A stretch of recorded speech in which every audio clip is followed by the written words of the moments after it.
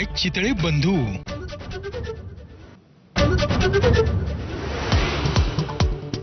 महायुती म्हणूनच स्थानिक स्वराज्य संस्थांच्या निवडणुका लढवणार। पक्षाच्या बैठकीमध्ये देवेंद्र फडणवीसांची स्पष्टोक्ती। मात्र काही ठिकाणी स्थानिक स्तरावरती निर्णय घेऊ देणार अशी मोकळीक। मंत्र्यांकडून चुका झाल्याचं मुख्यमंत्री देवेंद्र फडणवीसांनाही मान्य। मंत्र्यांच्या काही प्रकरणात चुका आहेत आणि काही मंत्र्यांची वक्तव्य सुद्धा असंवेदनशील असल्याचीही कबुली। सरकार ऑपरेशन सिंदूरवरती चर्चेसाठी तयार, पण विरोधक पंतप्रधानांच्या उपस्थितीवरती बसले अडून। गदारोळामुळे कामकाज 3 वेळा तहकूब। ठाकरेंच्या आमदारांनी घेतली राज्यपालांची भेट। योगेश कदम यांच्या आईच्या नावे सावली बार परवाना असल्याचे पुरावे परब यांनी राज्यपालांना दिले। कलंकित मंत्र्यांच्या राजीनाम्याची मागणी।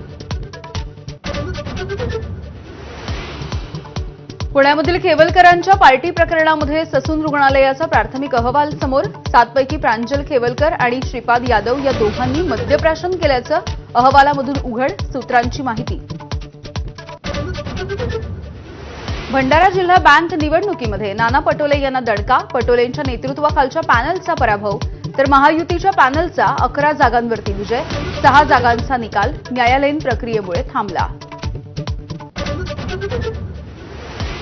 3री ते 10वीचा सुधारित अभ्यासक्रम जाहीर। त्रिभाषा सूत्र समितीचा अहवाल आल्यानंतरच हिंदीच्या सक्तीच्या संदर्भात निर्णय होणार।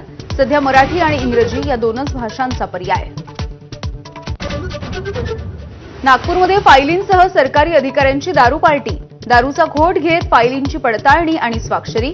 प्रशासनाच्या कार्यपद्धतीवरती सवाल उपस्थित। पुण्याच्या धरण क्षेत्रामध्ये मुसळधार पाऊस। खडकवासला धरणामधून 18,000 क्युसेकनं पाण्याचा विसर्ग। भिडे पूल पुन्हा एकदा पाण्याखाली।